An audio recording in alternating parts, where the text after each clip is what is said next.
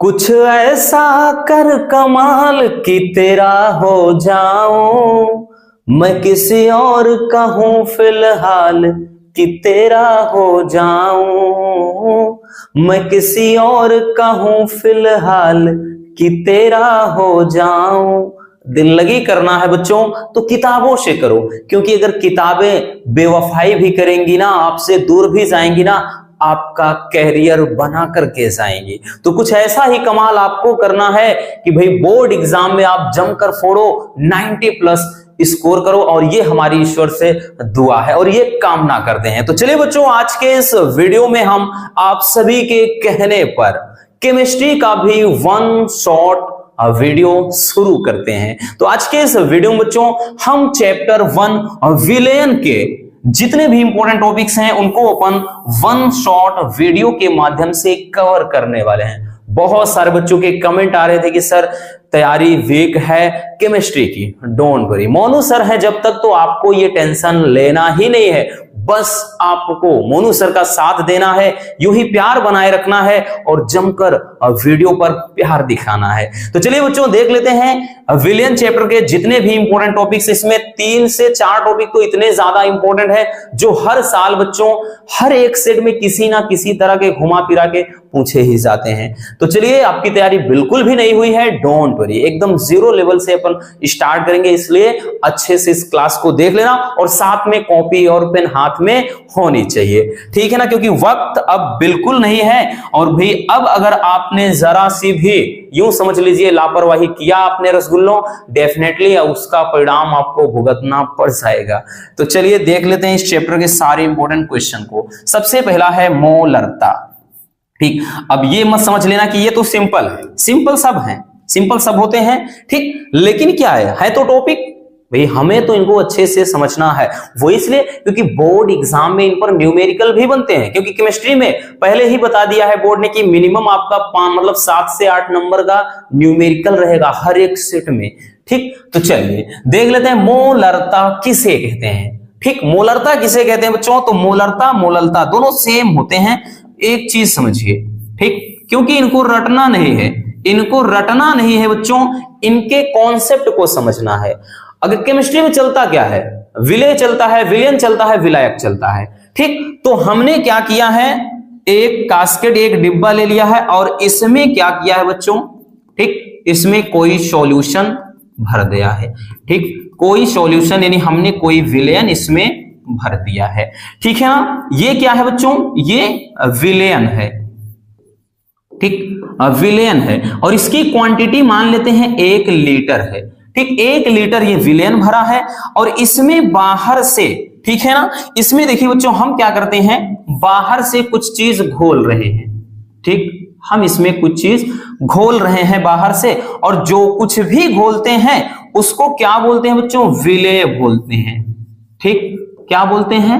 विलेय, यानी जो कुछ भी घोला जाता है, लाइक दैट, जैसे 1 लीटर यहां पर सॉल्यूशन है, विलेयन है, आपने इसमें कोई विलेय पदार्थ घोला, ठीक, क्योंकि जिसको घोलते हैं विलेय कहते हैं, जिसमें घोलते हैं विलायक कहते हैं, और जब दोनों मिलते हैं तो विलेयन बनता है ना बच्चों। जैसे भाई क्या है, हमने क्या कहा, विलेय और जब विलायक मिलते हैं, ठीक, विलेय और विलायक मिलते हैं बच्चों तो क्या बन जाता है?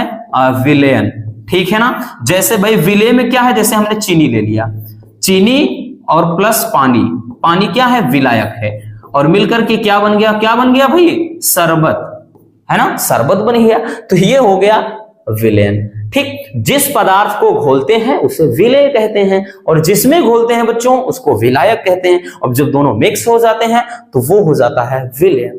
क्लियर, ठीक, यानी इस विलेयन में जिस पदार्थ की मात्रा कम हो उसको विलेय कहेंगे, और जिसकी मात्रा ज्यादा हो उसको विलायक कहते हैं। आपके घर में रिश्तेदार आ गए तो भाई ऐसा तो है नहीं कि आप 1 किलो चीनी डालोगे और उसके बाद उसमें आप क्या करोगे, आधा लीटर पानी डालोगे, ऐसा नहीं करोगे ना, क्योंकि क्वांटिटी हमेशा पानी की ज्यादा होगी, आप चीनी उसमें उसकी तुलना में कम ही डालेंगे, ठीक, तभी शरबत बनेगा, नहीं तो शरबत नहीं बनेगा, इस बात का ध्यान देना। अब देखिए ये बच्चों मोलरता की परिभाषा क्या है, मोलरता की परिभाषा लिखते हैं, ध्यान समझिएगा, यही जो हमने कहा, ठीक, 1 लीटर विलयन है और इसमें पदार्थ हमने विलेय पदार्थ घोल दिया है, ठीक है ना, और मान लेते हैं इसके हम मोलों को घोल रहे हैं, ठीक, यहाँ 1 मोल 2 मोल 3 मोल जो कुछ भी हो इसके मोल को हम घोल रहे हैं। तो परिभाषा ये है कि 1 लीटर विलयन में घुले विलेय के मोलों की संख्या को मोलरता कहते हैं। हमने क्या बताया बच्चों कि 1 लीटर विलयन में घुले और विलेय के मोलों की संख्या को, विलेय के मोलों की संख्या को ही क्या कहते हैं, मोलरता कहते हैं, और इसे m से दर्शाया जाता है। तो ये हो जाएगा बच्चों मोलरता बराबर, एक बार हिंदी में भी लिख देते हैं, मोलरता बराबर विलेय, ठीक, विलेय के मोल, ठीक, विलेय के मोल हो जाएगा ऊपर और नीचे है विलयन का आयतन, ठीक है ना, विलयन का आयतन हो जाएगा, ठीक, यहां पे हम लीटर में कर देते हैं।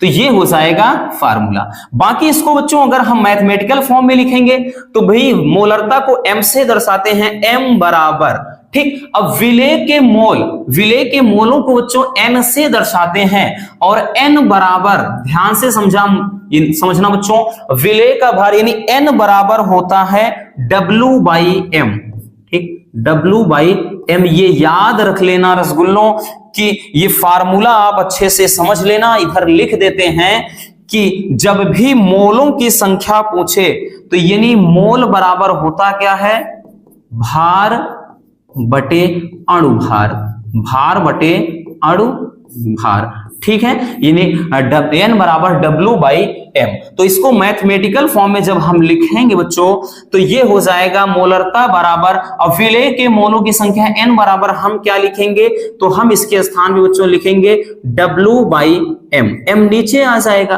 ठीक, गुणे का ये रहेगा विलयन का आयतन V, अगर हम इसको ml में लिख देते हैं तो यहीं पर 1000 का गुणा हो जाता है, ठीक है ना, क्या हो जाता है, इसको 1000 का गुणा हो जाता है।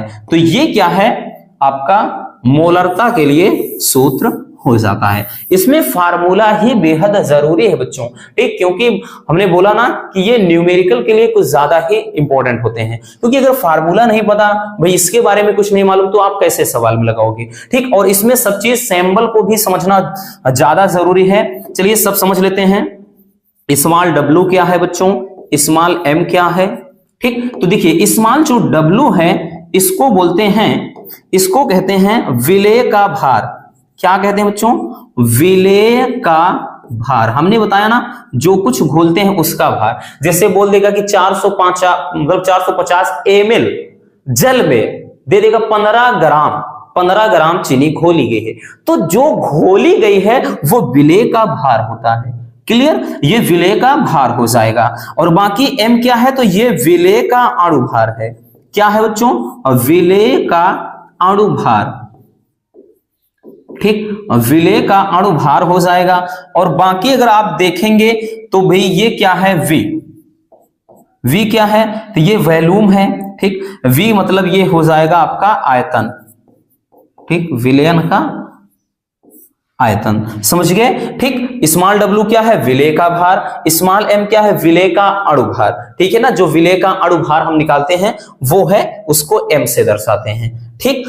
चलिए, और उसके बाद ये स्मॉल w सॉरी, और ये m क्या है, तो m मोलरता को दर्शाएगा, ठीक। तो ये रही मोलरता की परिभाषा और उसके लिए फार्मूला। क्लियर हो गया कि 1 लीटर विलयन में घुले विलेय के मोलों की संख्या को ही कहते हैं बच्चों मोलरता। मोलरता बराबर विलेय के मोल बटे विलयन का आयतन। जब लीटर में रहेगा तो हम गुणे 100 नहीं करेंगे, और जब इसको ml में लिख देंगे तो 1000 का गुणा, क्योंकि 1 लीटर में 1000 ml होता है, ठीक, इसलिए इसको लिख दिया और यही आपका प्रमुख फार्मूला हो जाता है।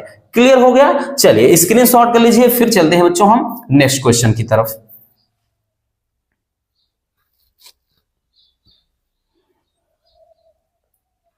चलिए अब हम आते हैं हमारे नेक्स्ट टॉपिक पर। हमारा नेक्स्ट टॉपिक क्या है बच्चों, तो है मोललता। देखिए मोलरता मोललता दोनों में सेम अगर देखें तो भी सेम है, बस थोड़ा सा अंतर है।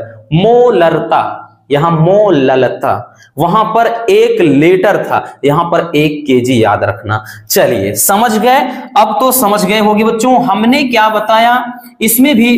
ठीक, हम मान लेते हैं कोई सॉल्यूशन है, ठीक, और यहां पर इसकी क्वांटिटी हमने मान लिया 1 केजी है। ठीक, इसको क्या कर लिया, इसकी क्वांटिटी हमने रख लिया बच्चों की 1 केजी है, और इसमें कोई विलायक है, विलयन नहीं अब की बार, ये कोई विलायक है यानी पानी मान लेते हैं। ठीक है ना, ये मान लेते हैं कि 1 लीटर पानी है, और इस 1 लीटर पानी में हम क्या करेंगे बच्चों, मान लेते हैं कि उस ऊपर से इसमें, ठीक, इसमें क्या करते हैं कि हम कोई चीज घोल रहे हैं। ठीक, कोई चीज इसमें हम घोल रहे हैं, मिक्स कर रहे हैं, और जिसको घोलते हैं हमको पता है कि उसे हम क्या कहते हैं, उसी को तो हम विलेय कहते हैं, उसी को हम विलेय कहते हैं। तो इसमें विलेय के हम मोल को इसमें घोल रहे हैं। ठीक, मोलों की संख्या में नहीं पता है, जितना भी घोला जाए, तो इसकी परिभाषा क्या हो जाएगी, जैसे उसमें कहा था 1 लीटर विलयन में घुले, उसमें क्या, विलेय के मोलों की संख्या को मोलरता कहते हैं। लेकिन यहां पर 1 लीटर ना कह के बच्चों 1 किलोग्राम कहना होगा, और जहां विलयन था वहां विलायक बोलना है। तो 1 किलोग्राम विलायक में घुले विलेय के मोलों की संख्या को मोललता कहते हैं। इसको भी हालांकि एम से ही दर्शाते हैं। तो यहां पर हो जाएगा बच्चों मोललता बराबर, हिंदी में भी एक बार लिखना जरूरी है, तो मोललता बराबर विलेय के मोल। ठीक, ये विलेय के मोल यानी विलेय के मोलों की संख्या बटे विलायक का भार। क्या है बच्चों, विलायक का भार। अब विलायक का भार अगर हम केजी में लिखेंगे तो यहां पर 1 लगाने की, गुणे मतलब 1000 करने की जरूरत नहीं है। ठीक, या फिर इसको हम लिख सकते हैं कि m बराबर वही चीज विलेय के मोल, भाई n बराबर क्या होता है, W/m। ठीक, तो ये हो जाएगा W हो जाएगा, और नीचे m चला जाएगा, गुणे विलायक का भार है तो कैपिटल W से लिखते हैं बच्चों। ठीक, और ये रहेगा जब ग्राम में तब हो जाएगा गुणे 1000 ऊपर में। ठीक, ये हो जाएगा आपका फार्मूला मोललता बराबर। तो ये मोललता बराबर फार्मूला हो जाता है। क्लियर, देखिए पूरा है भाई, नीचे वहां पर वॉल्यूम यानी आयतन था, और यहां पर क्या हो गया बच्चों, विलायक का भार। तो इसमें भी वही सब सिंबल लिखना जरूरी है, तो भाई इसको तो जान ही चुके हो अच्छे से। ठीक, ये कैपिटल W क्या है, चलिए सबको लिख लेते हैं। देखिए बच्चों ये स्मॉल w क्या है, तो भाई ये विलेय का भार, विलेय का भार है। क्लियर हुआ। उसके बाद स्मॉल m क्या है तो बच्चों ये है विलेय का अणुभार। ठीक, विलेय का अणुभार, ये सब सवाल में दिया रहेगा, आपको परेशान नहीं होना है। ठीक, और उसके बाद ये कैपिटल जो W है इसको बोलते हैं विलायक का भार।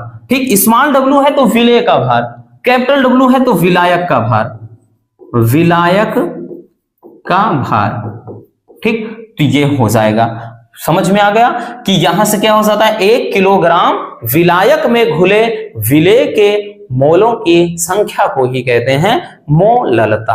क्लियर हुआ। चलिए स्क्रीनशॉट कर लो बच्चों, फिर चलते हैं हम नेक्स्ट टॉपिक की तरफ।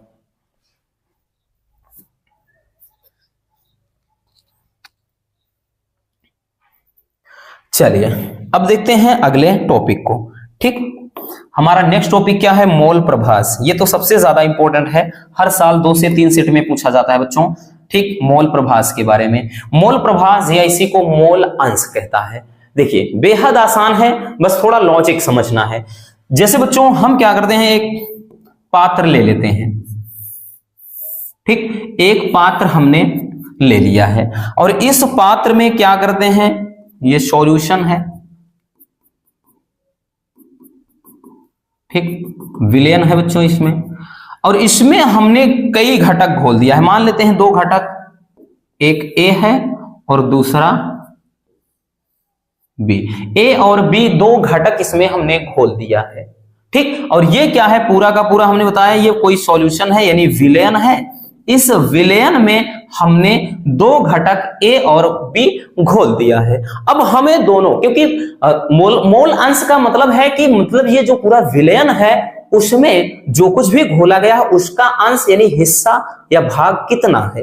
ठीक, मोल अंश होता क्या है? जैसे ए और बी का मोल अंश निकालना है तो कैसे निकालते हैं कि किसी विलयन में उपस्थित किसी घटक का मोल अंश उस विलयन में उपस्थित उस घटक के मोलों की संख्या तथा विलयन में उपस्थित कुल घटक के मोलों की संख्या के अनुपात को मोल अंश या मोल प्रभास कहते हैं। ठीक है ना? परिभाषा देखिए क्या लिखेंगे कि किसी घटक का मोल प्रभास, जैसे ए और बी दो घटक हैं, जैसे हमें ए का निकालना है तो किसी घटक का मोल प्रभास विलयन में उपस्थित उस घटक के मोलों की संख्या, ठीक है ना, तो उस घटक के मोलों की संख्या तथा कुल घटक के मोलों की संख्या के अनुपात के बराबर होता है क्या? मोल अंश। जैसे इसको अगर हम फार्मूला इसका देखेंगे, ठीक, अभी इसको निकालकर अच्छे से समझाते हैं। जैसे अगर हम मोल अंश या मोल प्रभास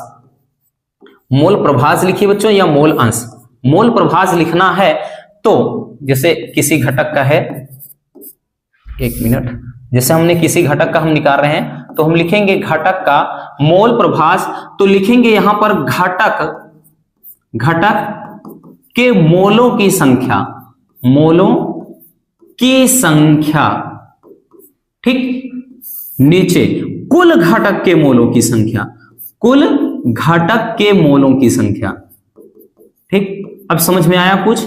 कुल घटक के मोलों की संख्या, ठीक, मतलब यह है बच्चों, जैसे हम x, जैसे a और b है, दोनों का निकाल रहे हैं, तो अगर हम जैसे लिखेंगे कि a का मोल प्रभास या मोल अंश अगर निकालना है, वैसे इसको काई से लिखते हैं, बहुत सारे बच्चे x से ही लिखते हैं, x से ही इसको पढ़ते हैं, तो यहां पर इस तरह से xa बराबर निकालना है, तो a का मोल अंश निकालना है, तो हमने क्या बताया, उस मतलब जिस घटक का मोल अंश निकाला जाए उसके मोलों की संख्या को, यानी उस घटक के मोलों की संख्या को ऊपर रखिए। जैसे n मोलों की संख्या है, a लिख दिया तो a का मोल अंश हो गया उस घटक के मोलों की संख्या, और नीचे कुल घटक के, तो दो ही घटक हैं तो Na प्लस Nb हो गया। क्लियर हो गया बच्चों? तो ये हो जाएगा a का मोल अंश यानी a का मोल प्रभास निकल कर आ गया। क्लियर? अब चलिए इसी तरह से हम जैसे b का निकालेंगे बच्चों, जैसे हमें b का निकालना है, हम लिखेंगे b का मोल प्रभास या b का मोल अंश निकालना है अपने को, तो हम लिखेंगे इसको काई b बराबर, या एक्स भी पढ़िए कोई दिक्कत नहीं, आपके लिए जो भी सुविधा हो, ठीक, तो NB, ठीक, जिसका पूछे बच्चों, हमने यही तो कहा कि जिस घटक का मोल अंश निकालना है उस घटक के मोलों की संख्या को ऊपर रखिए और नीचे कुल घटक के मोलों की संख्या होनी चाहिए, तो ये हो गया, और नीचे फिर से वही Na प्लस NB। C होता तो XC बराबर या काई C बराबर NC अपान Na plus NB plus NC, इस तरह से करते। क्लियर? ठीक, यही हो जाता है मोल अंश या मोल प्रभास। यही तो परिभाषा बोल रहा है कि किसी घटक का मोल अंश या मोल प्रभास उस घटक के मोलों की संख्या तथा कुल घटक के मोलों की संख्या के अनुपात के बराबर होता है। बस यही चीज है। क्लियर हो गया बच्चों? चलिए अब सबका यहाँ पे मतलब भी हम लिख लेते हैं कि भाई एक्स ए क्या है, तो हमने बताया ए का मोल प्रभास, या काई ए, काई बी क्या है, तो काई बी, बी का मोल प्रभास। बाकी एन ए क्या है और एन बी लिख लीजिए, थोड़ा सुविधा के लिए सही रहेगा। तो ये एन ए क्या है बच्चों, तो ये ए का मोल अंश, ठीक, लिखेंगे ए का मोल अंश, ठीक, ए का मोल अंश या मोल प्रभास बोलिए, सॉरी मोलों की संख्या, क्या लिख रहे हैं भाई, मोलों की संख्या, मोल अंश नहीं, मोल अंश तो ये है, काई ए का है तो ये ए का मोल अंश है, और ये क्या हो जाएगा बी का, मतलब बी के मोलों की संख्या, बी के मोलों की संख्या, मोलों की संख्या, तो ये बी के मोलों की संख्या होती है। इसमें भी बच्चों निकालना कैसे होता है भाई, एन का मान, इसमें सवाल में भाई न्यूमेरिकल जो प्लेलिस्ट आप चेक करेंगे चैप्टर वाइज न्यूमेरिकल हर चैप्टर का बताया है, तो आराम से ये NB, N A N B का मान आप उसी तरह से निकालेंगे जैसे एन बराबर डब्ल्यू बाई एम होता है, ठीक। तो वहां पर दो घटक होगा तो दो घटक आप अलग अलग कर लीजिए, दोनों घटक के यानी दो जो भी चीज घोले गए हैं दोनों का हम अलग अलग मोल अंश निकाल करके आराम से इस फार्मूले की मदद से, ठीक, इस सूत्र की मदद से हम दोनों का मोल अंश या 2 हो 3 हो कुछ भी हो मोल अंश इजिली निकाल सकते हैं। ठीक है ना, तो ये हो जाता है मोल अंश। तो ये वाला काफी ज्यादा इंपॉर्टेंट टॉपिक है और ये 3 नंबर में पूछा जाता है, इसकी खास बात यही है। ठीक है, चलिए बच्चों इसको भी स्क्रीनशॉट कर लीजिए, फिर चलते हैं हम नेक्स्ट टॉपिक की तरफ।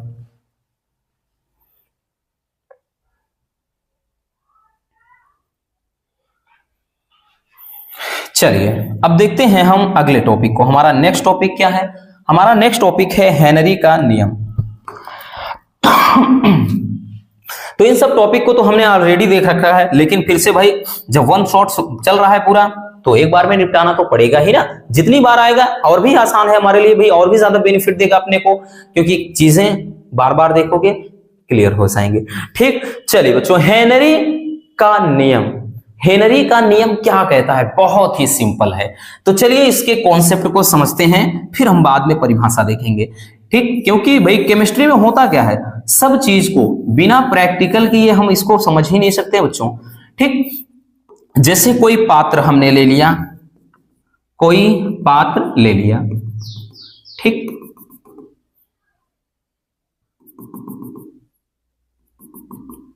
और ये कोई लिक्विड है, ये कोई लिक्विड फॉर्म हमने इसमें भर दिया लिक्विड। ठीक, और बाहर से बच्चों इसमें क्या कर रहे हैं, हम कोई गैस बाहर से डाल दे रहे हैं, जैसे O2 है। ठीक, इस गैस को हम रसगुल्लों इसमें क्या कर रहे हैं, घोल रहे हैं। ठीक, इस गैस को इसमें हम घोल रहे हैं ऊपर से। ठीक, ऊपर से हम प्रेशर लगा करके इस गैस को इसमें हम घोल रहे हैं। ठीक, ये इतना समझिए। कोई क्या है, ये द्रव है। ठीक, ये द्रव है बच्चों, और ये क्या है, गैस है। भाई ये गैस है और इसको हम क्या कर रहे हैं, इसमें घोल रहे हैं। ठीक, अब हेनरी का नियम क्या कहता है वो सुनिए। हेनरी का नियम ये कहता है बच्चों कि स्थिर ताप पर ताप क्या रहे, कांस्टेंट रहे। ठीक, T क्या रहे, नियत रहे, स्थिर रहे। ठीक, तो हेनरी ने यह कहा कि स्थिर ताप पर किसी गैस की द्रव में विलेयता, किसी गैस की द्रव में विलेयता है, वो दाब के समानुपाती होती है। हमें ठीक है ना, क्या समझ में आया बच्चों कि हेनरी के नियम के अनुसार, ठीक, हेनरी का नियम यह कहता है कि स्थिर ताप पर ताप स्थिर रहे, तो स्थिर ताप पर किसी गैस की द्रव में, ये गैस है और ये द्रव में घुल रहा है बच्चों, जो विलेयता है यानी घुलने की जो क्षमता है वो गैस के दाब के समानुपाती होता है। ठीक है ना, क्लियर हो गया। ये नियम बोलता है कि स्थिर ताप पर किसी गैस की द्रव में विलेयता जो है वो दाब के समानुपाती होती है। ठीक, तो ये आप इसको लिखेंगे, हम लिखेंगे बच्चों कि गैस की विलेयता, गैस की विलेयता, तो गैस की विलेयता किसके समानुपाती होती है, तो ये हो रहा है दाब के। ठीक है ना, तो दाब के समानुपाती या अनुक्रमानुपाती होता है। अब इसको, इसका मतलब यह है बच्चों, ये कह रहा है कि जो गैस की विलेयता है यानी M है वो किसके, दाब के यानी P के समानुपाती है। ठीक, अब इसको जब इसका कांस्टेंट मतलब ये अनुक्रमानुपाती का चिन्ह हटाएंगे तो ये M बराबर हो जाएगा KH कांस्टेंट। भाई कोई जब भी इस चिन्ह को हटाते हैं तो यहां नियतांक के रूप में कुछ ना कुछ होता है, और ये इनटू का P हो जाएगा। ठीक है ना, ये क्या हो जाएगा बच्चों, P हो जाएगा, और यही फार्मूला होता है हेनरी के नियम का। ठीक है ना, हेनरी के नियम का फार्मूला यही हो जाता है। अब इसका मतलब यह है कि आप जितना ज्यादा प्रेशर लगाओगे, अनुक्रमानुपाती या समानुपाती का मतलब यह है बच्चों, आप जितना ज्यादा प्रेशर लगाओगे वो गैस उतना ही ज्यादा इसमें घुलेगी।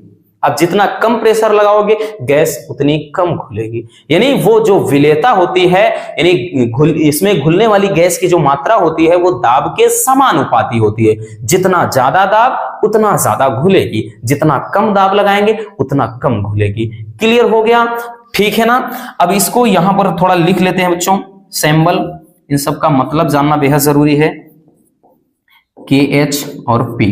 ठीक, केमिस्ट्री में हर एक चीज का आपको प्रतीक लिखना बेहद जरूरी है, ये याद रखना।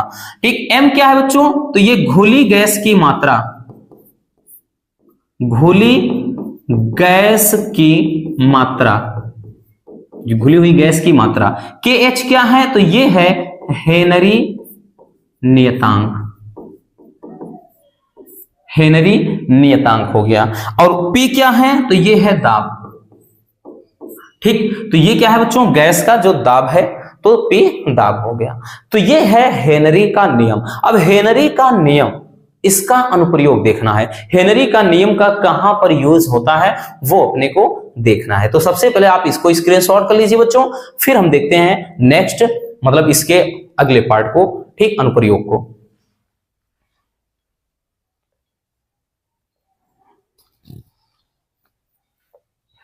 चलिए, हो गया। तो चलिए अब हम देखते हैं बच्चों इसके अनुप्रयोग को। चलिए अनुप्रयोग देखते हैं।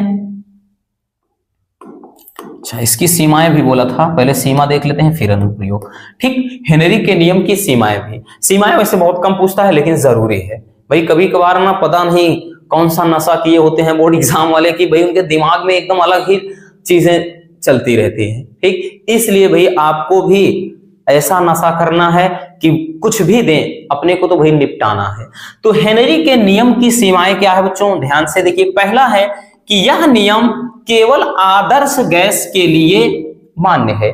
ठीक, यानी ये नियम क्या है? आदर्श गैस के, आदर्श गैस मतलब जो राउल्ट के नियम का पालन करता है, तो ये क्या है? आदर्श गैस के लिए ही लागू होता है। दूसरा, इसमें मतलब विलयन का ताप बहुत कम नहीं होना चाहिए। अब विलयन का जो टेम्परेचर होना चाहिए वो बहुत कम नहीं होना चाहिए। नेक्स्ट है, इसमें गैस की जो विलेयता है वो बहुत अधिक नहीं होनी चाहिए, विलेयता बहुत अधिक नहीं होनी चाहिए। ठीक है ना। अगला पॉइंट है कि यह जो नियम है उन गैसों पर लागू होता है जो विलायक से क्रिया नहीं करते हैं, यानी सभी गैसों पर यह नियम लागू नहीं होता है। पहले ही बोल दिया है कि ये आदर्श गैस के लिए ही मान्य है, खासतौर पर ऐसे गैस के लिए कि जो यानी विलायक से क्रिया ना करें। ठीक, जो विलायक से क्रिया नहीं करते हैं उन गैसों पर यह नियम अप्लाई होता है। क्लियर हुआ। चलिए अब देख लेते हैं इसके अनुप्रयोग को। तो इसका अनुप्रयोग क्या है, यानी इस कहां यूज होता है? पहला, शीतल पेय पदार्थ बनाने में। 5 रुपया गिलास शीतल पेय पदार्थ, है ना, मेले वगैरह में सुना होगा, गांव भाई गली में, नुक्कड़ में, चौराहे में मिलते हैं। गर्मी के समय में जो सोडा वाटर होता है वही चीज। ठीक, तो वो चीज होता है शीतल पेय पदार्थ। बाकी भाई मार्केट में और सारे एग्जाम्पल, तो कोको कोला तू, है ना, वो चीज। तो कोको कोला हो गया, थम्स अप हो गया, स्प्राइट हो गया। ठीक, तो इस तरह के जितने भी होते हैं, ठीक, इस तरह के जितने भी ड्रिंकिंग मतलब ड्रिंक करने वाले वाटर होते हैं, कार्बोनेटेड वाटर होते हैं, उन सब में हेनरी के नियम के द्वारा ही उसमें गैस डाली जाती है। ठीक, यानी प्रेशर, हाई प्रेशर पर उसको क्या करते हैं, उस गैस को उसमें मिक्स कर देते हैं, पता ही नहीं चलता। यही कारण है बोतल को हिला डुलाकर अगर आप खोल दो उसका ढक्कन, तो गैस अचानक से प्रेशर के साथ निकलती है यूं बाहर।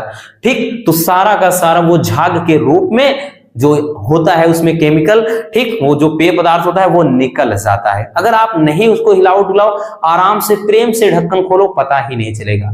ठीक, क्योंकि वो घुली हुई होती है। जैसे ही आप थोड़ा हिलाया डुलाया आपने, वो क्या है, तुरंत ही उसमें प्रेशर अपने आप जनरेट हो जाता है। ठीक, हेनरी का नियम यही तो कहता है।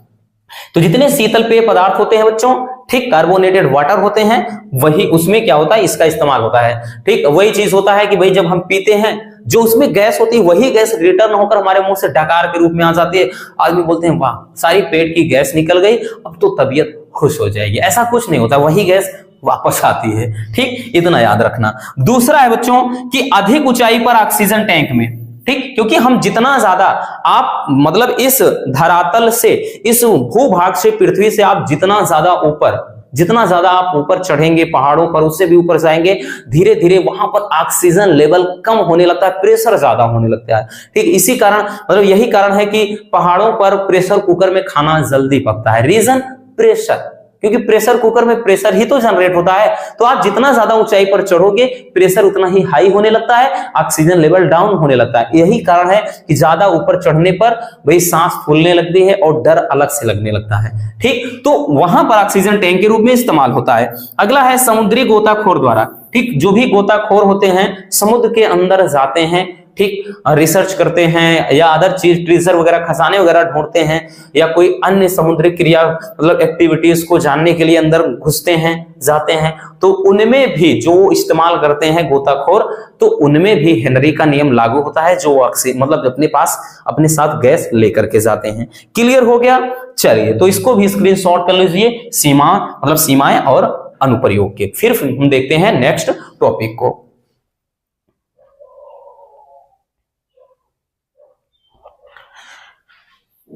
चलिए बच्चों, अब देखते हैं हम अगले टॉपिक को। हमारा नेक्स्ट है बच्चों राउल्ट का नियम, और ये तो कुछ ज्यादा ही हेनरी से भी ज्यादा, हेनरी से ज्यादा क्या, हेनरी के ये 4 गुना इंपॉर्टेंट है। ठीक, हर साल 2 से 3 सेट में 4 सेट में तो ये कुंडली मारकर बैठ ही जाता है हेनरी का नियम। तो हेनरी का नियम क्या कहता है, चलिए देखते हैं। ठीक, कह रहा है कि सॉरी राउल्ट का नियम, हेनरी का नियम तो हो गया, राउल्ट का नियम व उसके सीमाएं, और कहेगा इसके मतलब इस नियम के प्रयोग से बोलेगा वाष्प दाब में आपेक्षिक अवनमन और मोल प्रभाज में संबंध लिखिए। तो ये चाहे इस तरह से क्वेश्चन पूछे या फिर मतलब राउल्ट का नियम अकेले पूछे, दोनों का मतलब सेम है। तो राउल्ट का नियम क्या कहता है पहले वही तो देखना है।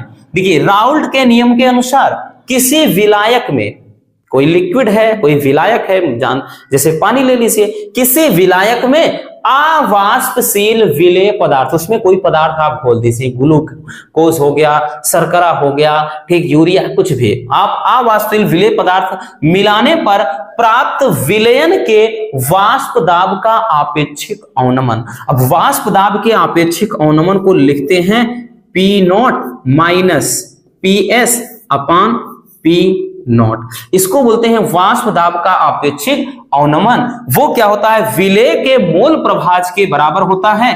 तो विलेय का जो मोल प्रभाज है, यही तो हमने बताया कि भाई किसी एक घटक के मोलों की संख्या और नीचे विलयन में भाई क्या है कि कुल घटक के मोलों की संख्या, ये आपस में बराबर होते हैं, और यही होता है राउल्ट का नियम। ठीक है ना, यही तो कह रहा है बच्चों। राउल्ट का नियम क्या बोल रहा है कि राउल्ट के नियम के अनुसार किसी विलायक में अवाष्पशील पदार्थ घोलने पर वाष्प दाब में आपेक्षिक अवनमन, यानी ये वाष्प दाब में पूरा आपेक्षिक अवनमन कहलाता है। तो वाष्प दाब में आपेक्षिक अवनमन विलेय के मोल प्रभाज के बराबर होता है। ये पूरा मोल प्रभाज है, भी आगे हमने देखा, तो मोल प्रभाज के बराबर होता है। ठीक है ना, चलिए ये तो रहा संबंध। लेकिन अब इसकी सहायता से अणुभार के रूप में इसको लिखना है बच्चों, तो उसके लिए क्या करेंगे, ठीक, हम लिखेंगे कि तनु विलयन के लिए, तनु विलयन के लिए, क्योंकि ये तनु विलयन के लिए ही लागू होता है, तनु विलयन के लिए, ठीक, यानी अगर विलयन जब तनु हो जाए बच्चों, तो ऐसी सिचुएशन में जो n है इसके स्थान में केवल और केवल n, मतलब ये जो ये n का मान है वो नगण्य हो जाएगा। यूं समझिए कि इसका मान अत्यंत सूक्ष्म हो जाएगा, और सूक्ष्म मतलब एकदम समझ लो खत्म। तो ऐसी सिचुएशन में कैपिटल n, तो इसके स्थान पे हम क्या रखेंगे, तनु विलयन के लिए ये जो नीचे है n प्लस मतलब small n plus capital n, यानी ये दोनों घटक का जो मोल अंश है उसके बराबर केवल कैपिटल n हो जाएगा। क्योंकि विलयन तनु होगा तो स्मॉल n यानी विलेय का जो मोल होगा उसको अपन नगण्य मान लेंगे, यानी वो उसको काउंट ही नहीं करते हैं। ठीक, चलिए अब यहां से अब ये हो जाएगा बच्चों, तो हम भी ये जो हमारा फार्मूला मिला वो कुछ इस कदर हो जाएगा, P0 माइनस PS अपान P0 बराबर, फिर ये स्मॉल n है तो भाई ये स्मॉल n है और नीचे ये कैपिटल N है। ठीक है ना, ये कैपिटल N है, तो इसको आगे लिखेंगे बच्चों, तो ये हो जाएगा P0 माइनस PS अपान P0, ये हो जाएगा। और n बराबर भाई n बराबर W बाई M, और जब इस कैपिटल N है तो कैपिटल W अपान कैपिटल M लिखिए, कोई दिक्कत नहीं। तो इसको लिखेंगे भाई, इसको हम लिख सकते हैं क्या, W बाई M, तो W बाई M हो गया, और गुणे क्या हो जाएगा बच्चों, भाई ये नीचे W बाई M लिखेंगे तो m कहां चला जाएगा, m ऊपर चला जाएगा, तो ये हो जाएगा capital M upon capital W। ठीक, ये फार्मूला हो जाएगा और यही मेन फार्मूला होता है। ठीक है ना, यही क्या हो जाता है बच्चों, राउल्ट के नियम का मेन फार्मूला होता है, प्रमुख सूत्र यही होता है। इस पर बहुत सारे न्यूमेरिकल पूछे जाते हैं। ठीक, अब सबका मतलब जानना बेहद जरूरी है बच्चों। चलिए लिख लेते हैं सिंबल को कि P नॉट क्या है, PS क्या है, ठीक, स्मॉल w क्या है, स्मॉल m क्या है, कैपिटल W क्या है, और उसके बाद कैपिटल, फिर उसके बाद आ जाएगा m। ठीक, चलिए तो देखिए बच्चों, जो P नॉट है ये शुद्ध विलायक का दाब, शुद्ध विलायक का वाष्प दाब। ठीक, वाष्प दाब, शायद उधर ना दिख रहा हो तो इतना समझ लेना, वाष्प दाब है। और PS क्या है, तो ये विलयन का वाष्प दाब, विलयन का वाष्प दाब, विलयन का वाष्प दाब। ठीक, स्मॉल w हमने बताया था बच्चों, स्मॉल जो w होता है, ठीक, स्मॉल w ये समझिए है, इसको कैपिटल W मत समझ लेना, जो स्मॉल w होता है इसको बोलते हैं विलेय का भार। शुरू से देखते चले आए हैं हम, विलेय का भार। ठीक, और स्मॉल m क्या है, तो विलयन का अणु भार, बताया था, विलयन का अणु भार, विलयन का अणु भार हो जाएगा बच्चों। और कैपिटल W है तो भाई ये विलायक का भार हो गया, तो ये हो जाएगा बच्चों विलायक का भार। ठीक, विलायक का भार हो जाएगा। क्लियर हो गया। और उसके बाद एक और बचा है, जगह किधर है भाई, इधर है ना, इधर है, कैपिटल M बचा था, तो कैपिटल M क्या हो जाएगा बच्चों, तो ये हो जाएगा विलायक का अणु भार। ठीक, और विलायक का अणु भार, इन सबको जानना बेहद जरूरी इसलिए भी हो जाता है बच्चों, क्योंकि जब आप न्यूमेरिकल लगाने बैठेंगे तो भाई अगर पता ही नहीं P नॉट है क्या, कौन सा P नॉट का मान है, कौन सा PS का मान है, कौन सा स्मॉल w है, कौन सा कैपिटल W, तो अपने को कहां से भाई न्यूमेरिकल पल्ले पड़ेगा, बिल्कुल नहीं पड़ेगा। इसलिए सिंबल को जानना बेहद जरूरी है। केमिस्ट्री में इनका बहुत ही ज्यादा रोल होता है, अहम रोल होता है। क्लियर हो गया। तो चलिए बच्चों, ये है राउल्ट का नियम। ठीक, राउल्ट का नियम यही कहता है कि किसी विलायक में वाष्प दाब में अपेक्षिक अवनमन विलेय के मोल प्रभाज के वाष्प, मतलब सॉरी क्या है कि मतलब वाष्प दाब में अपेक्षिक अवनमन ये विलेय के मोल प्रभाज के बराबर होता है। फिर हमने बताया कि तनु विलयन के लिए तो n small n plus capital N बराबर कैपिटल N हो जाता है। ऐसी सिचुएशन में ये फार्मूला कुछ यूं बनेगा, ठीक, या फिर इसको हम ऐसे लिख सकते हैं। क्लियर। बाकी ये सिंबल हैं, इनके मतलब हैं। तो चलिए बच्चों, इसको स्क्रीनशॉट कर लीजिए, फिर हम देखते हैं इसके आगे यानी इसकी सीमाओं को।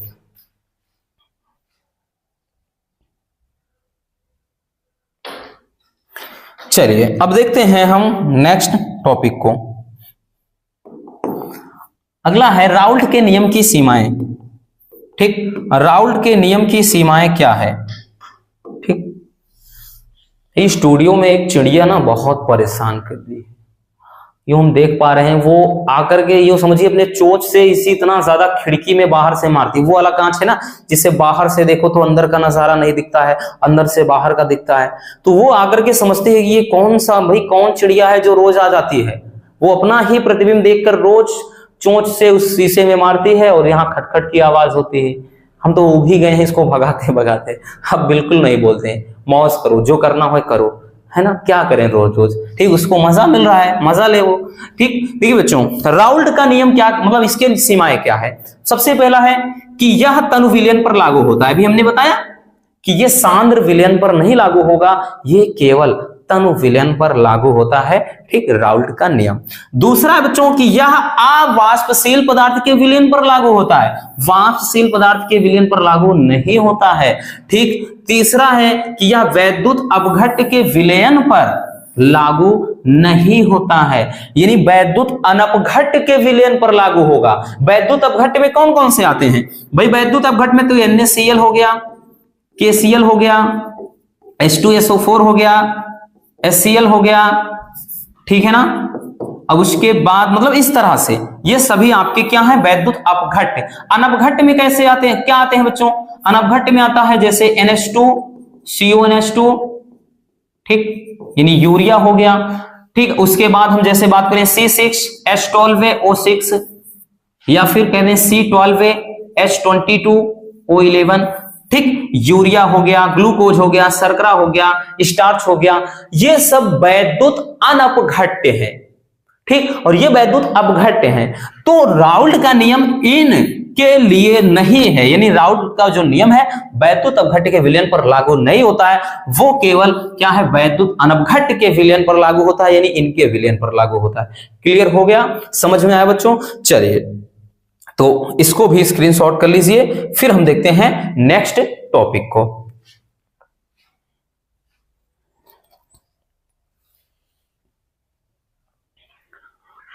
चलिए, हमारा नेक्स्ट टॉपिक क्या है बच्चों, देखते हैं। हमारा नेक्स्ट टॉपिक है क्वथनांक में उन्नयन।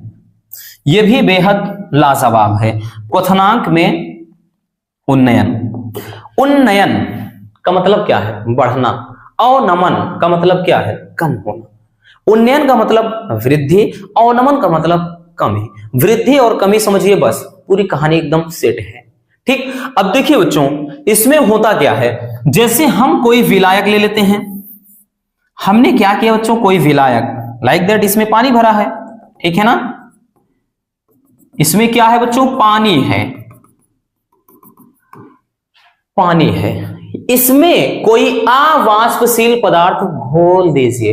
अवाष्पशील यानी वैद्युत अनपघट्य पदार्थ, जैसे हमने बताया यूरिया है, ग्लूकोज है, ठीक, इसी को घोल दीजिए।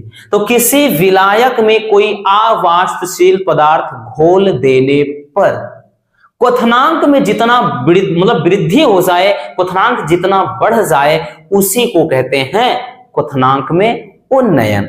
ठीक है ना, इस पे न्यूमेरिकल ज्यादा आता है, परिभाषा तो पूछता ही है लेकिन न्यूमेरिकल इस फार्मूले पर ज्यादा आता है। ठीक है ना, क्वथनांक में उन्नयन, जैसे हम मान लेते हैं कि कुछ ना कुछ यहाँ क्वथनांक था और कोई चीज घोल दें तो 1.2 अंश सेल्सियस की वृद्धि हो गई या 2 अंश सेल्सियस की वृद्धि हो गई, तो वो जो वृद्धि होगी बच्चों, उसी वृद्धि को कहते हैं क्वथनांक में उन्नयन। क्वथनांक यानी बॉइलिंग पॉइंट, जब उबल रहा होता है, कोई चीज मिला दो। ठीक, आपके घर में जैसे कोई चीज, भाई आप कुछ चीज पका रहे हो, पानी गर्म कर रहे हो और उस पानी में आपने कोई पदार्थ घोल दिया और घोलने से उसके क्वथनांक में 1-2 डिग्री, ठीक, या 1-1.5 डिग्री कुछ भी आप मतलब उसका क्वथनांक बढ़ गया, तो वो जो बढ़ेगा उसी को कहते हैं क्वथनांक में उन्नयन। एकदम क्लियर है और कहानी एकदम सेट है। ठीक, चलिए, तो लिखेंगे क्या, परिभाषा पहले देख लीजिए, फिर उसके बाद इसका फार्मूला देखते हैं बच्चों। तो किसी विलायक में कोई अवाष्पशील विलेय पदार्थ घोलने पर क्वथनांक में होने वाली वृद्धि को क्वथनांक में उन्नयन कहते हैं। क्लियर, क्वथनांक में उन्नयन कहते हैं। अब इसे बच्चों डेल्टा टीबी से दर्शाते हैं, तो इसका जो फार्मूला होता है डेल्टा टीबी। डेल्टा टीबी बराबर होता है बच्चों 1000 गुणे केबी गुणे स्मॉल डब्ल्यू अपान एम गुणे कैपिटल डब्ल्यू, क्योंकि विलायक की बात कर रहा है और ये बच्चों ग्राम में होगा तभी 1000 ये गया है। ठीक, इतना याद रखना। तो ये इसका फार्मूला हो जाता है, ठीक, डेल्टा टीबी बराबर 1000 गुणे केबी गुणे स्मॉल डब्ल्यू अपान एम गुणे कैपिटल डब्ल्यू। एकदम कहानी सेट है। अब यहां से इन सबका मतलब जानना बेहद जरूरी है बच्चों। ठीक, देखिए सबका मतलब लिख लेते हैं कि यहां पर केबी क्या है, पहले डेल्टा टीबी है, तो डेल्टा टीबी, ठीक, डेल्टा टीबी के बाद क्या है, केबी है, केबी के बाद स्मॉल डब्ल्यू है, स्मॉल डब्ल्यू के बाद स्मॉल एम है, फिर उसके बाद कैपिटल डब्ल्यू है। ठीक, सबका अर्थ बेहद जरूरी है बच्चों, नहीं तो भाई अगर न्यूमेरिकल में भेंट हो गई तो एकदम कहानी गड़बड़ हो जाएगी, मतलब ही नहीं समझ में आएगा। तो देखिए पहला ये है, ये जो डेल्टा टीबी है हमने क्या बताया, क्वथनांक में उन्नयन, क्वथनांक में उन्नयन, क्वथनांक में ये उन्नयन है बच्चों। ठीक, क्वथनांक में उन्नयन हो गया। बाकी केबी क्या है, तो ये मोलल उन्नयन स्थिरांक इसको बोलते हैं, मोलल उन्नयन स्थिरांक बोलते हैं, मोलल उन्नयन स्थिरांक कहते हैं। स्मॉल डब्ल्यू क्या है, तो भाई इसको बार बार बताने की जरूरत नहीं है। स्मॉल डब्ल्यू क्या है बच्चों, तो ये है विलेय का भार, विलेय का भार है। ठीक, ये विलेय का भार है बच्चों। बाकी स्मॉल m क्या है, तो ये विलेय का अणुभार। ठीक, विलेय का अणुभार, आई बात समझ में। और कैपिटल W जो है इसको अपन बोलते हैं बच्चों, जो कैपिटल W है ये विलायक का भार है। ठीक, विलायक का भार। ठीक, ये इन सब का मतलब होता है और ये सब आपको न्यूमेरिकल में दिए रहेंगे। भाई सबका दिया रहेगा, भाई W का पूछ सकता है, बाकी सबका दे सके M का पूछ सकता है, लेकिन इसका प्रमुख, इस फार्मूले का मेन जो उद्देश्य होता है वो होता है बच्चों अणुभार ज्ञात करना। क्या ज्ञात करना? अणुभार ज्ञात करना। ठीक, ज्यादातर इसका उद्देश्य है अणुभार ज्ञात करना, क्योंकि अणुभार ज्ञात करने के लिए ये M यहां से आएगा तो ये भाई डेल्टा टी भी नीचे आ जाएगा। तो इस फार्मूले की मदद से ज्यादातर हम क्या निकालते हैं कि मतलब विलेय का अणुभार। क्लियर हो गया? तो क्या परिभाषा हमने बताया बच्चों कि किसी विलायक में कोई वाष्पशील पदार्थ घोल देने पर क्वथनांक में जो वृद्धि होती है, यानी क्वथनांक जितना बढ़ता है उसी वृद्धि को कहते हैं क्वथनांक में उन्नयन। ठीक, चलिए स्क्रीनशॉट इसको कर लीजिए।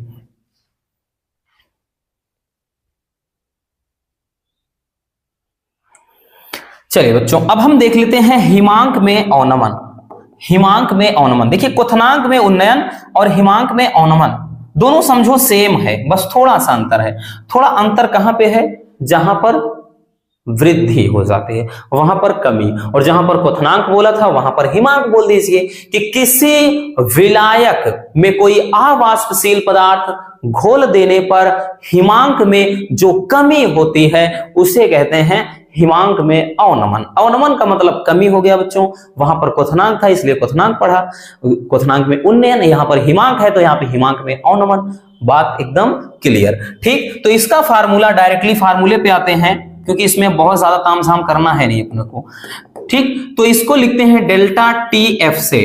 डेल्टा टी एफ बराबर हो जाता है बच्चों 1000 गुणे, अब की बार यहां पर के बी नहीं के एफ हो जाएगा, वहां पर के बी था, बी मतलब बॉइलिंग पॉइंट, यहां पर एफ लिख रहे हैं, एफ मतलब फ्रीजिंग पॉइंट, फ्रीजिंग पॉइंट मतलब हिमांक, बॉइलिंग पॉइंट मतलब क्वथनांक। ठीक, तो के एफ गुणे यहां पर हो जाएगा स्मॉल डब्ल्यू और नीचे हो जाएगा बच्चों एम गुणे कैपिटल का डब्ल्यू, ये ग्राम में।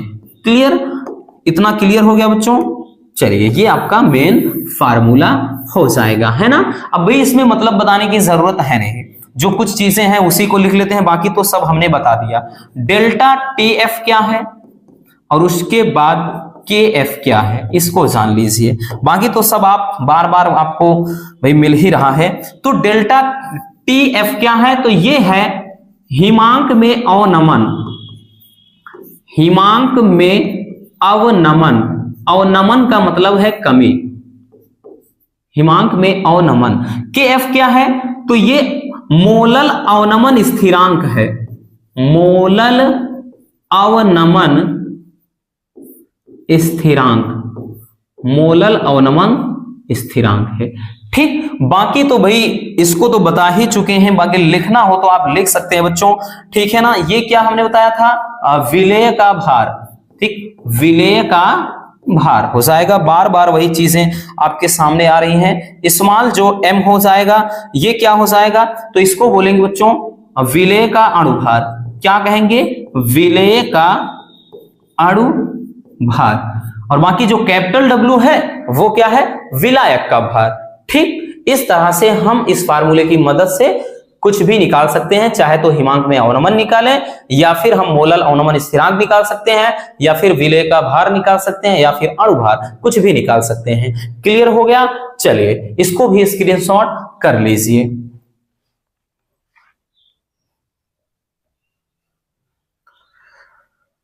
चलिए बच्चों, अब हम देखते हैं नेक्स्ट टॉपिक को। हमारा नेक्स्ट टॉपिक क्या है? तो नेक्स्ट टॉपिक है परासरण व परासरण दाब। ठीक, बेहद आसान है बच्चों, परासरण व परासरण दाब। तो परासरण को कई बार हमने अच्छे से समझ लिया है। देखिए जैसे हम मान लेते हैं बच्चों एक अर्धपारगम्य झिल्ली, सबसे पहले हम एक अर्धपारगम्य झिल्ली बनाते हैं। हमने एक अर्धपारिगम्य झिल्ली बना लिया। ठीक, अर्धपारिगम्य झिल्ली का मतलब क्या होता है? एक ऐसी झिल्ली जिसमें विलायक के कण तो आर पार आसानी से जा सकते हैं, जबकि विलेय के कण आसानी से नहीं जाते हैं। उसे कहते हैं अर्धपारगम्य झिल्ली या चर्म पात्र झिल्ली। ठीक, जैसे अंडे के अंदर एक महीन झिल्ली होती है, एक प्याज में होता है ना, प्याज के अंदर एक झिल्ली निकालो तो वो समझिए, और जानवर की जो स्किन है, त्वचा, वो एक अर्धपारगम्य झिल्ली का काम करती है। कभी कभार परिभाषा ऐसे ही पूछ लेता है कि अर्धपारगम्य झिल्ली किसे कहते हैं, तो ऐसी झिल्ली जिसमें विलायक के कण तो आर पार निकल जाते हैं आसानी से, जबकि विलेय के कण नहीं निकल पाएंगे। यानी उस झिल्ली से पानी आराम से निकल जाएगा, लेकिन अगर उसी में शहद डाल दो, ठीक, एल्बुमिन, जिलेटिन, गोंद वगैरह डालोगे तो उसके कण आराम से नहीं निकल पाएंगे। ठीक, तो ये चीज होता है अर्धपारगम्य झिल्ली। तो ये हमने क्या किया, एक अर्धपारगम्य झिल्ली है। ठीक, ये क्या है बच्चों? अर्धपारगम्य झिल्ली। अब इधर मान लेते हैं, अब अर्धपारगम्य झिल्ली है, इधर जो विलयन है बच्चों, ठीक, इस तरफ जो विलयन है, मान लेते हैं कि उसकी सांद्रता क्या है, कम है। ठीक, और इधर भी, और इसकी जो सांद्रता है वो अधिक है। ठीक, इसकी सांद्रता क्या है, अधिक है। अब देखिए परासरण कहते किसे हैं? ये विलायक है पूरा, और विलायक के कण इधर से इधर मान लेते हैं जा रहे हैं। ठीक, तो विलायक के कणों का अर्धपारगम्य झिल्ली द्वारा कम सांद्रता वाले विलयन से अधिक सांद्रता वाले विलयन की ओर गमन करना क्या कहलाता है बच्चों?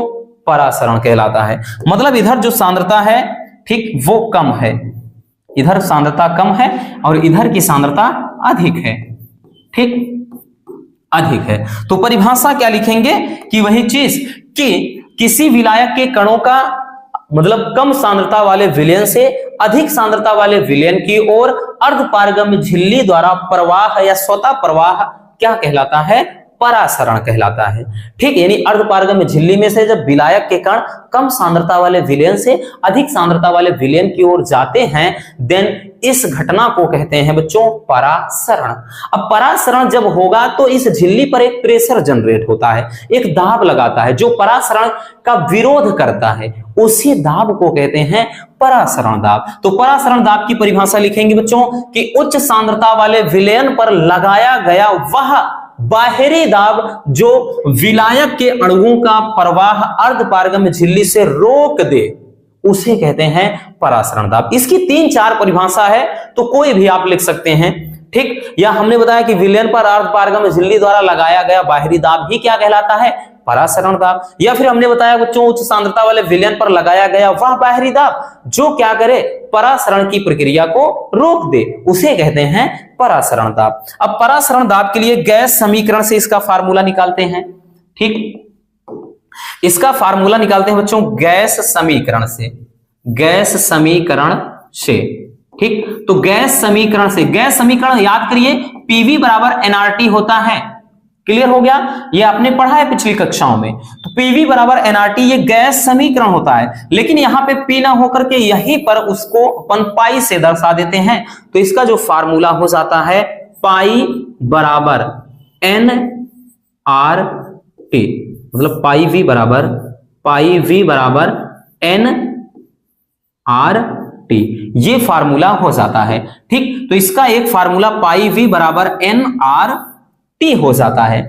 या फिर इसी को लिख सकते हैं कि पाई बराबर n upon V R T. अब एन अपान वी के इक्वल टू होता है बच्चों, इसके बराबर क्या होता है? तो इसके बराबर सी होता है सांद्रता। तो इसको लिख सकते हैं पाई बराबर हम इसके स्थान पे हमने बताया ना कि एन अपान वी के स्थान पे हम सांद्रता यानी सी लिखते हैं, तो सी आर टी। तो एक फार्मूला ये हो जाएगा। ठीक, या फिर इसको एक और तरीके से लिखते हैं, वो तरीका भी देख लीजिए, क्योंकि बच्चों अपने को एकदम ठोस पढ़ना है, यूं नहीं ऐसे ऊपर ऊपर बस छाप लीजिए, नहीं भाई। एन बराबर होता क्या है? याद करो रसगुल्लों, अभी पिछले टॉपिक में हम देखते चले आए हैं, एन बराबर W/m होता है। अगर हम एन के स्थान पे W/m रख देंगे देन क्या हो जाएगा? तो ये फार्मूला कुछ इस तरह बन जाएगा बच्चों, पाई बराबर n के स्थान पे हम W बाई क्या लिखेंगे, m लिखेंगे। तो W बाई एम इंटू भाई ये वाला जो V है V रहेगा और ऊपर का क्या हो जाएगा गुणे में RT, ये हो जाएगा। और ये वाला फार्मूला तो आपका सबसे ज्यादा इंपॉर्टेंट है परासरण दाब के अंतर्गत, क्योंकि बच्चों इस पे आपके न्यूमेरिकल जरूर पूछे जाते हैं। हर सेट में आपका एक न्यूमेरिकल दिखाई पड़ेगा, जिसमें नहीं आएगा उसमें केवल परासरण दाब पूछ लेगा। तो या तो परासरण दाब की परिभाषा आएगा या तो परासरण दाब के फार्मूले पर न्यूमेरिकल आएगा। ठीक, जब सांद्रता जब यानी m का मान मोलों की संख्या के रूप में दे तो ये फार्मूला अप्लाई करना है, जब बच्चों सांद्रता वगैरह दे दे तो ये अप्लाई करना है, जब विलेय का भार, अणुभार, वैल्यूम ये सब दे दे तो इसको आपको लगाना है। ठीक, क्लियर हो गया। जहां पर भाई स्मॉल w क्या है तो हमने बताया विलेय का भार, स्मॉल m क्या है विलेय का अणुभार, v क्या है आयतन है, r क्या है बच्चों तो r गैस समीकरण है और t क्या है परमताप है। ठीक है ना, इतना याद रखना। t क्या है गैस समीकरण, सॉरी मतलब r क्या है गैस समीकरण है, मतलब गैस स्थिरांक जिसको बोलते हैं, और ये t क्या है ताप को दर्शाता है। ठीक, क्लियर हो गया। तो ये बेहद इंपॉर्टेंट है, ठीक है ना, काफी ज्यादा इंपॉर्टेंट है बच्चों, इसलिए अच्छे से इसको छाप कर रखिए कॉपी में भी, साथ ही अपने माइंड में भी। ठीक, चलिए इसको स्क्रीनशॉट कर लीजिए, फिर हम चलते हैं नेक्स्ट टॉपिक की तरफ।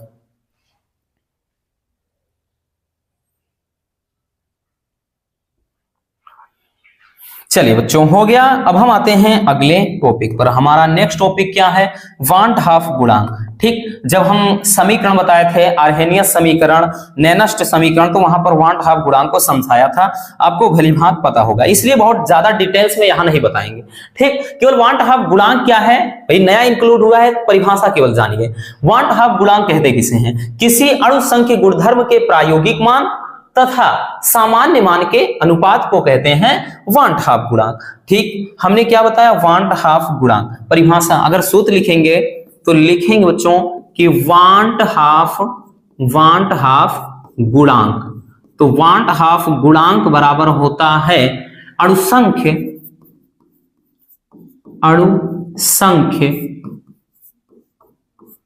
गुण का प्रायोगिक मान यानी एक्सपेरिमेंटल वैल्यू, जो प्रैक्टिकल वैल्यू होता है। ठीक, प्रायोगिक मान यानी जो प्रयोग किया गया मान होता है। ठीक, और उसके बाद नीचे लिखेंगे क्या, नीचे क्या है अणुसंख्य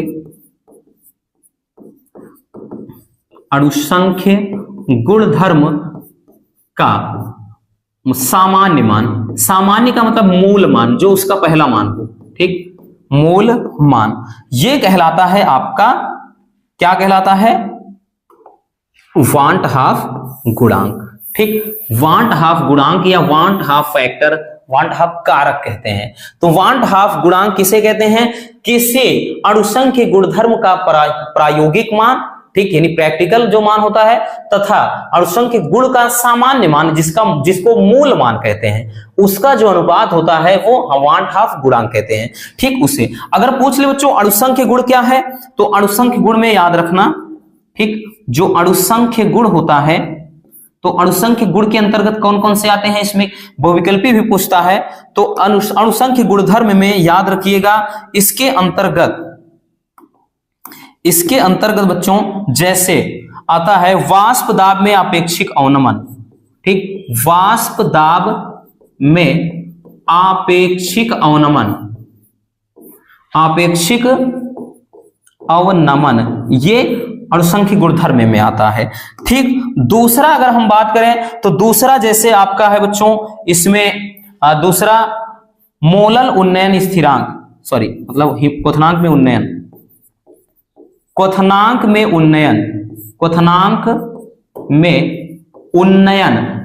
में उन्नयन भी ये क्या हो जाता है अणुसंख्य गुणधर्म। ठीक, अगला है बच्चों हिमांक में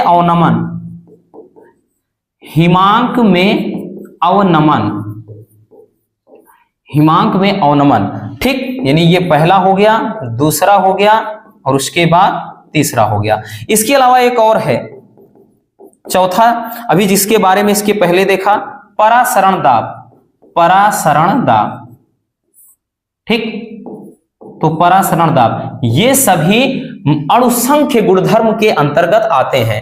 ठीक, तो अणुसंख्य गुणधर्म के अंतर्गत कौन कौन से हैं? वासुदाब में आपेक्षिक अवनमन, और क्वथनांक में उन्नयन, हिमांक में अवनमन और परासरण दाब। ठीक है ना, तो यही वान हाफ फैक्टर या वान हाफ कारक हो जाता है। ठीक, आई होप कि अच्छे से समझ में आ गया होगा। बाकी डिटेल्स में देखना है तो वो उसको हमने बताया है, ठीक, जिसमें 3 समीकरण बताया है।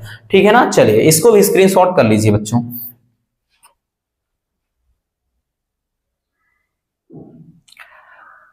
चलिए हो गया, तो बस आज के इस वीडियो में इतना ही। उम्मीद है कि ये क्लास आपके लिए काफी ज्यादा हेल्पफुल रही होगी। अब आपको मेहनत करना है रसगुल्लों, दिन रात एक करना पड़े करिए, क्योंकि फोड़ना है, 90 प्लस स्कोर करना है और मोनू सर से मिलना है, तो ये चीज तो करना ही पड़ेगा। तो बस आज के इस वीडियो में इतना ही।